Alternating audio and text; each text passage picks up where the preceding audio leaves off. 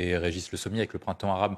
On peut citer le printemps arabe ou les guerres du Golfe, auxquelles on subit exactement la même chose que les Américains en Irak, en Afghanistan, sur cette zone. C'est-à-dire que ce sont des forces locales qui essayent de nous expulser, accompagnées par les élites et une partie de la population. La question qui est posée au Niger, à la différence du Mali et Burkina Faso, c'est à quel point la population nigérienne veulent nous sortir. Il y a une incertitude à ce point-là. Autant au Mali et au Burkina Faso, on est certain qu'ils veulent nous sortir, autant au Niger, c'est loin d'être certain. Et c'est pour ça qu'une intervention militaire est légitime. Or, comme l'a rappelé Régis, sans le Tchad, sans le Nigeria, c'est impossible d'intervenir militairement, hormis si nous, on envoie nos propres troupes. Mais si on envoie nos propres troupes, c'est la quête. Il faut rappeler que le président Bazoum a été élu démocratiquement. Oui, et aujourd'hui, c'est pas ce que font les putschistes, c'est mobiliser quelques milliers de personnes dans la capitale. C'est absolument pas représentatif de la population au Niger. Et aujourd'hui, on n'a aucun moyen de savoir, au niveau d'un sondage quelconque, si la population du Niger soutient ou non les putschistes. Exactement.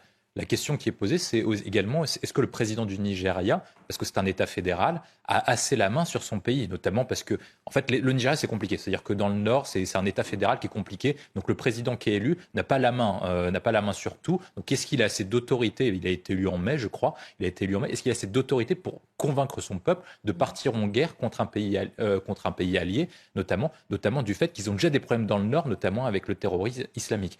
L'autre question qui est posée, moi, je pense qu'il faut intervenir d'une manière ou d'une autre, quoi qu'il arrive. La question qui est posée, la France, vous voulez dire? D'une manière ou d'une autre, il faudra intervenir tout simplement pour 3 raisons précises.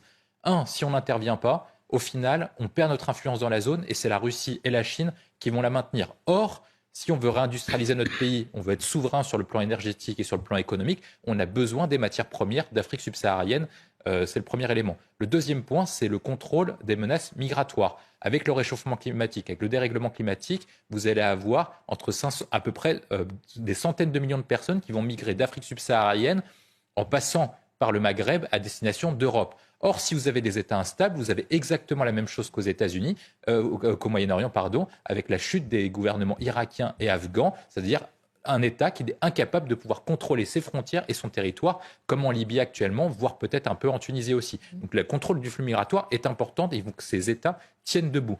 L'autre point, c'est la question de la menace terroriste. C'est-à-dire que si par cas, vous avez des États instables, plus des problèmes économiques et de migration, vous avez une menace, que ce soit des personnes islamiques. Cette menace terroriste, elle est installée déjà là-bas. Non, mais on l'avait sacrément réduit, c'est-à-dire qu'elle était assez minime. Mais il y a AQMI, il y a Al-Qaïda qui sont présents notamment au sein de la zone précise qu'on nous cite, entre le Nigeria et entre le Niger. Donc cette zone est ultra importante. Si l'État nigérien du Niger saute, il y a un risque de résurgence de menace islamique. Et dans ce cas, de toute façon, on interviendra. Voilà. Juste